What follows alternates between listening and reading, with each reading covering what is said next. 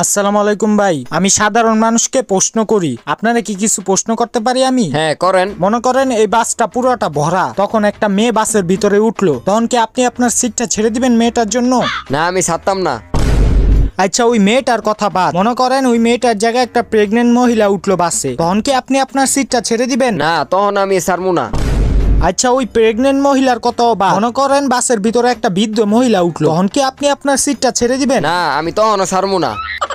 আরে ভাই আপনার ভিতরে কি কোনো বিবেক নাই, মায়া দোয়া নাই? এতগুলা মানুষ উঠবো, আপনি সিট ছাড়বেন না? আরে ভাই আমি যদি সিটটা ছাড়ি তাহলে ওই মেয়েটাও মরবো, ওই প্রেগনেন্ট মহিলাটাও মরবো, ওই বৃদ্ধ মহিলাটাও মরবো, আপনিও মরে যাবেন, আর বাসের ভিতরে যা আছে সবাই মরে যাবো গা। আরে ভাই আপনার সিটের ভিতরে কি আছে যে সিট ছাড়লে সবাই মরে যাবো গা? আরে ভাই আমি হলাম এই বাসের ড্রাইভার। ভাই ভুল জায়গায় প্রশ্ন করে দিচ্ছি। সমস্যা নাই, ব্যাপার না, যান।